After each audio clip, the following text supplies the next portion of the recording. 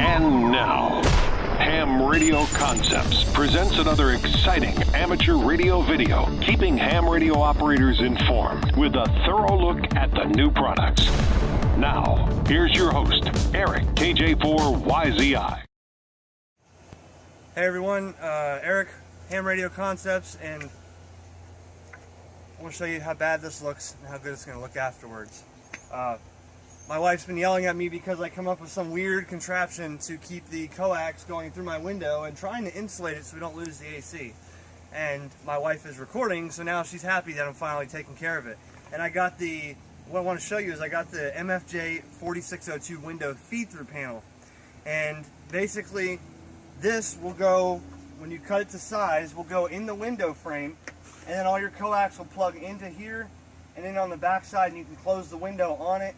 If you see here, the panel actually has three coax barrels here, and then two ceramic balanced line feed-throughs, a random wire feed-through, and a ground point. You'll notice that the feed-through panel is offset. It's not centered, because if you have a high window lip on the window, you can actually flip it over and make up the couple inches on the bottom, and the writing is the same on both sides. As well as you can flip it this way, so if your shack is coming in on this side, you can have the panel here, or you can flip it over to get it lower, or you can flip it over this way. So if your panel is on the right side, if your shack's on the right side.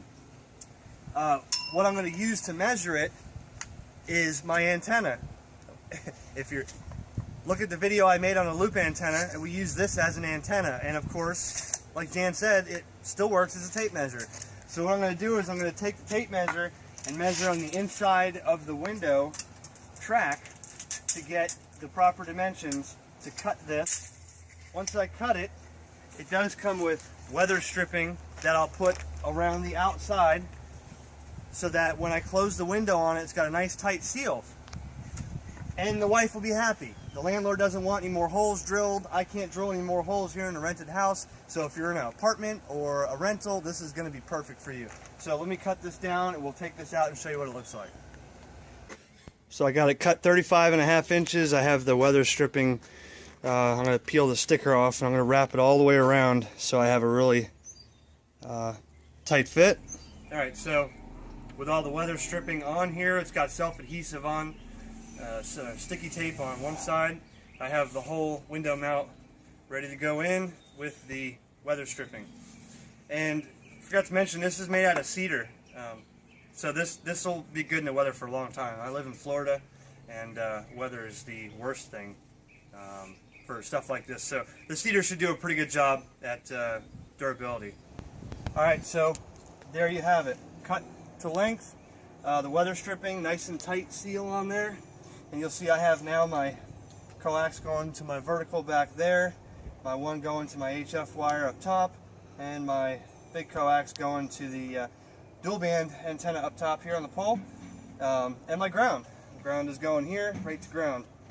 That's what a way to do it. It looks a lot better. And if you have to, they have different models that have pass-throughs for rotor cables, so you can slide them over and put the whole rotor barrel right through there without having to cut any wires. And they got weather sealing as well, and some other coax ports. If you had to, I guess you can take this bulkhead out and put a N connector if you have something that uses N. But overall, there you have it. So the wife is happy, and that's it. So next up is getting the new desk in the shack. So thanks for watching. Ham Radio Concepts 7-3. Job well done. Thank you, honey. This has been another exciting amateur radio video presented by Ham Radio Concepts. Subscribe today on YouTube. Search Ham Radio Concepts, all one word.